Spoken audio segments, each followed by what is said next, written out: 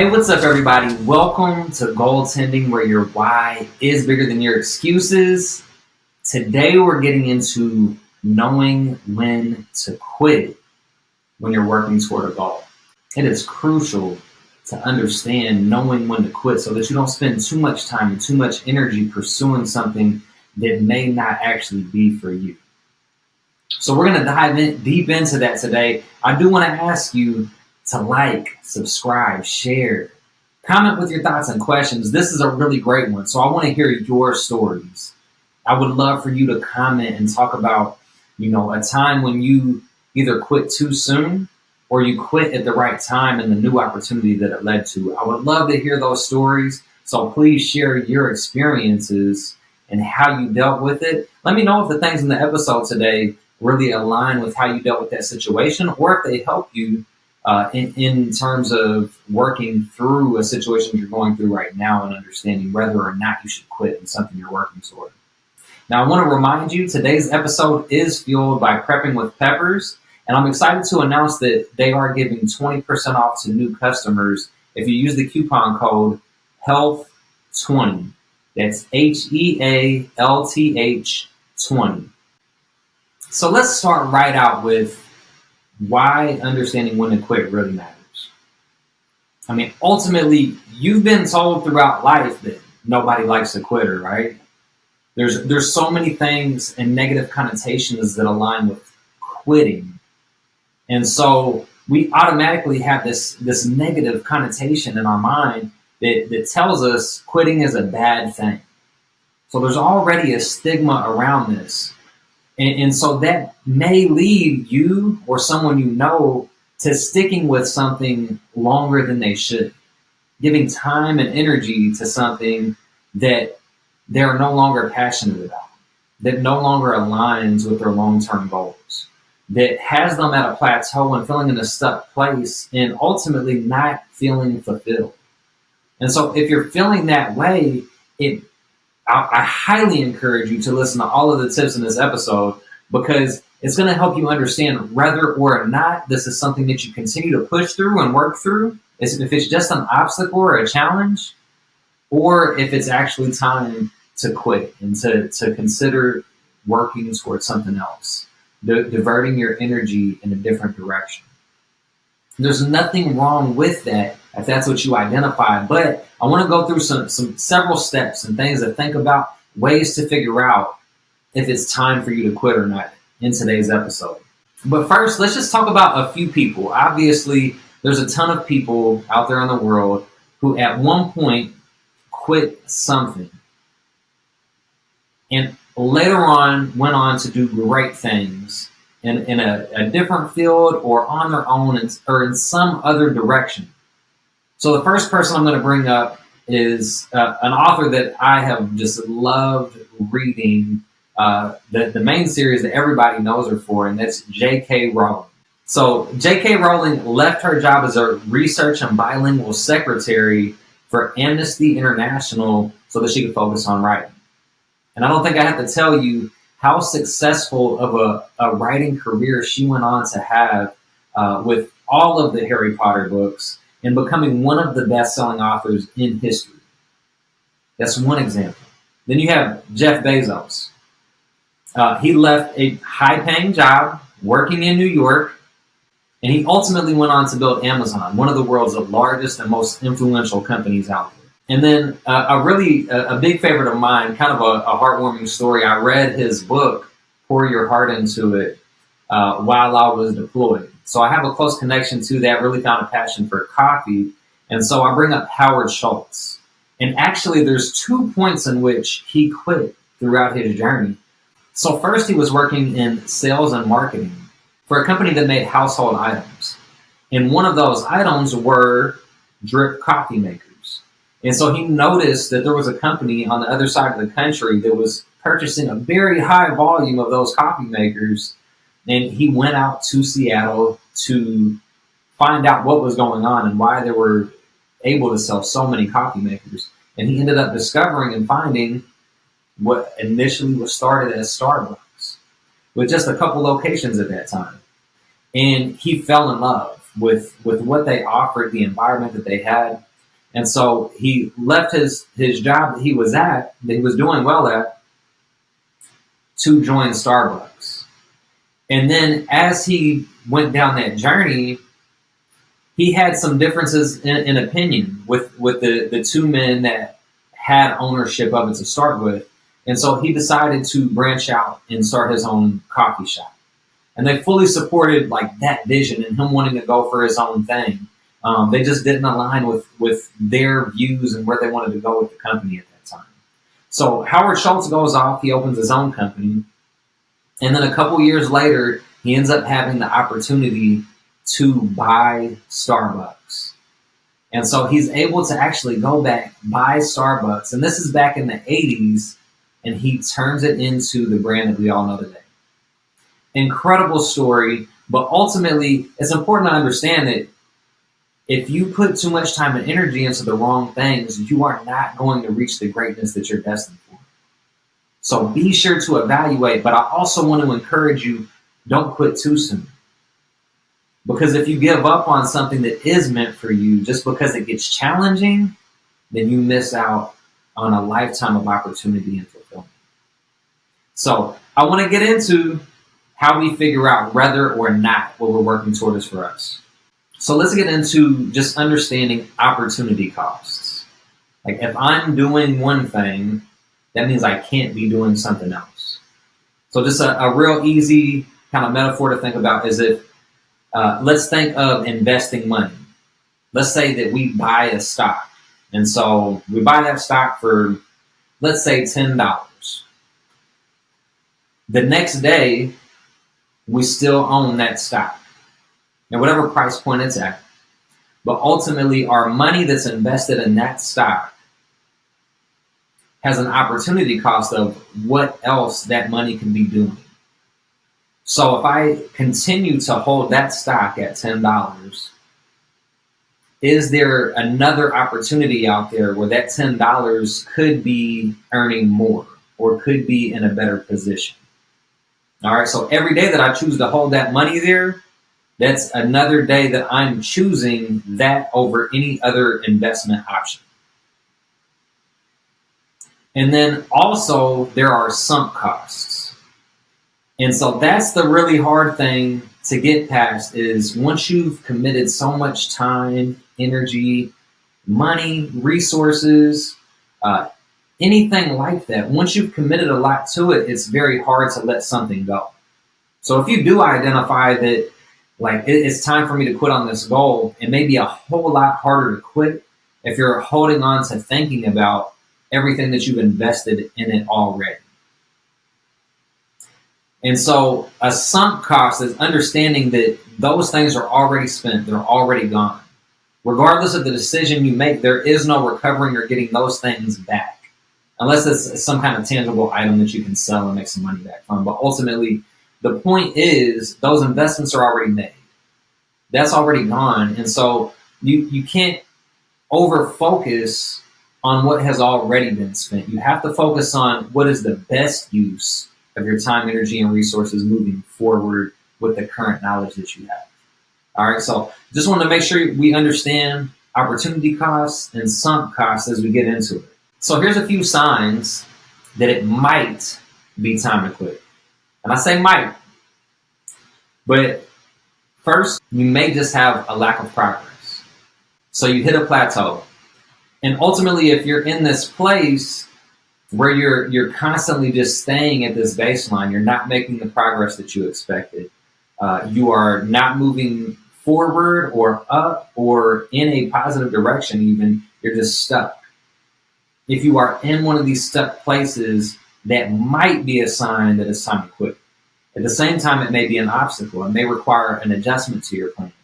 It may require other things, but that's a possibility. So if you are at a plateau, it may be time to evaluate, is this a plateau that is going to be permanent, that I'm going to continue to be and feel stuck, or is this something I can overcome? Then you have diminished passion or interest toward your goal, whatever it is you're going after. And so in step one of the goal setting process, we're focused on finding our why. a why bigger than our excuses. That why is a big driver of your passion. You should have aligned with your personal beliefs and your values with this goal that you're pursuing. And so if you reach a point that you no longer feel a strong passion, you're no longer resonating with your why, you're just not finding the same interest that you had as you started, it may be time to evaluate if there is something that you can do to revamp that motivation, to re-spark your interest and your passion, or it might be time to move on. This next one is crucial: your mental health and well-being. So if you are negatively impacting your mental, your emotional, your physical health in any way, it is not good to try to sustain that long term. So look at, is there a way that you can modify your plan in order to not be negatively impacting your well-being? If you can't, this is when you need to let go. It's not worth sacrificing your health and well-being, your mental health, which also impacts the people around you that you care about, as well as yourself. So really make sure that you look at and evaluate that. Maybe we have a stressful period and we're not in the best place during that hard time. But if that is something that's going to be prolonged, if that's something it's not worth it. So try to identify a way to adapt, to modify your plan if you can, but if you can't, then it may be time to let that go. And then you have feedback from others, like other people around you that you can learn from. So I think of it as, when I did my MBA program, entrepreneurship focused, we built businesses throughout the program. And with that, a very large part, early on and throughout the development of whatever service, product, or business each team built, they had to do customer discovery interviews.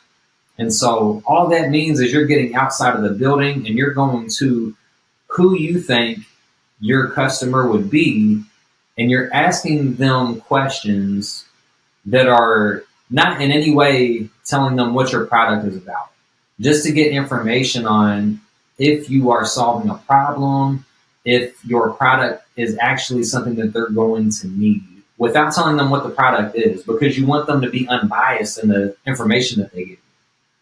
And so as you're continuously learning from others, building relationships and growing as you work toward your goal, you may get feedback and information that you didn't previously have that lets you know that this might not be the right path to go on, or might not be what you thought it was going to be, or that it just doesn't align with where you want to be long term based on the new information that you have. So you have to be very deliberate in seeking and processing information that you receive from others. Some of it may not always be the best information or knowledge, so we have to filter it, and we have to understand that sometimes people give inaccurate information. It's not always intentionally, but it happens. And so make sure you're filtering the information for what is factual and what is useful to you in your journey. Then once you understand those signs, the next thing that we want to do is just evaluate our situation. And it's really tied to step 5 of the goaltending process of reviewing and refining your plan. So part of that reviewing and refining is identifying milestones, benchmarks, things that you're working toward that allow you to be able to check in on your progress. So by having those things in place, as you review and refine regularly, you're constantly going to be evaluating where you are now, what kind of progress you're making. Are you hitting milestones when you thought you were going to? Or are you getting to them much, much slower than you thought you were going to? Or are you not making any progress toward them at all? Ultimately, you want to set clear, quality questions in ways of tracking and measuring your progress, so that when you do that review and refine, whenever you go to check in on your current situation, you have some way to measure whether or not you're actually getting closer to your goal, making the progress you expected. And if you're not, once again, look back at the plan. Is there something I can change and modify so that I'm able to make the progress that I want and need to make to reach the goal? Or is this maybe something that's not for me? Or is there maybe something that I can be doing, an opportunity cost? Is there something else I could be doing that is a better use of my time, my resources, my energy, that is helping work toward my long-term goals and where I want to be. Health, fitness, fat loss, sleep, all goals that are impacted by the fuel you put into your body. I've tried meal prepping at home, and I've tried multiple meal prep companies, including those that deliver, but I'll be honest, nothing has been better than the meals I get from Prepping with Peppers. They offer fresh, never frozen meals on a weekly rotating basis, so you don't have to get tired of eating the same meals over and over again. So save yourself some time for the things that matter most by ordering your meals at preppingwithpeppers.com.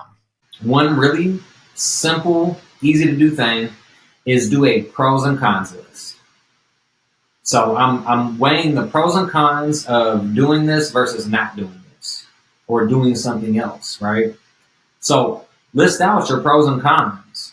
I mean, that's a great way to go. It can be done in a lot of different things in life, but by weighing the pros and cons of doing it versus not doing it, it gives you a visual representation of everything that's in your mind that you know of that is a positive or a negative to what you're going after. And if there's a lot more cons than there are pros, and they heavily outweigh the pros, it may not be worth pursuing this anymore to you. And then another thing to consider when it comes to just evaluating that overall situation is understanding that you need to approach it not only emotionally, but also logically. There needs to be a balance of both. Because you have those like gut feelings, that emotion, things that tell you like, I don't think this is right for me anymore. And that's important to listen to, but you shouldn't only make the decision based on emotion or just on a gut feeling. What are the facts? What's the information that you have? What is your check-ins telling you? What kind of progress are you seeing? As you look at your plan, like is your plan detailed enough to actually help you? Is there something that can be modified in it? So really balance and think about both. Like understand that why you're making the decision. And make sure that you have a little bit of both, that there is some logic, some facts, some information behind it to support it, and that your emotional support is there as well, that you emotionally feel that also. And if you have both, that kind of lets you know it may be time to move on from that goal. So how do you actually make the decision? Like, how do I get there and just say, okay, it's time to quit? I'd say first, just spend some time with yourself reflecting. Actually think through what I've already talked about. Reflect on that. Reflect on, is this something that you really, really want or not? Or is there something that would be way better for your mental health, well-being, time, energy, like all of that? Is there something else that would be better for you in terms of where you want to be?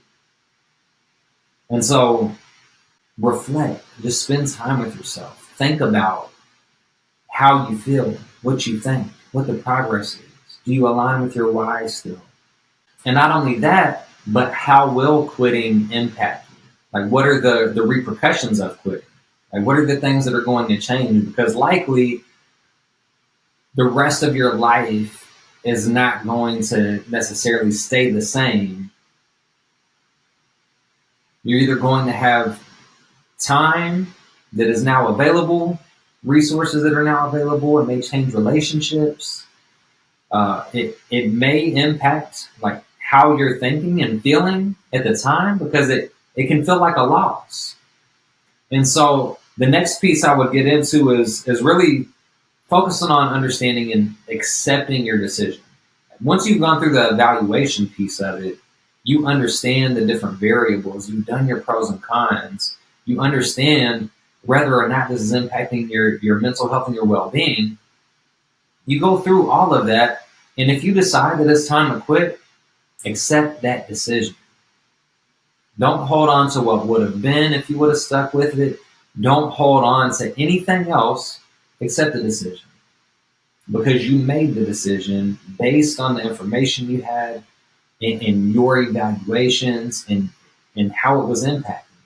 So once you accept it, now you can plan for the transition. So it's not just, I'm just quitting on this and that's it. No, now we create something new to look forward to. What's next? It doesn't mean this is the end of the journey. I'm not just quitting. I'm quitting so that I can divert my time, energy, focus toward something else.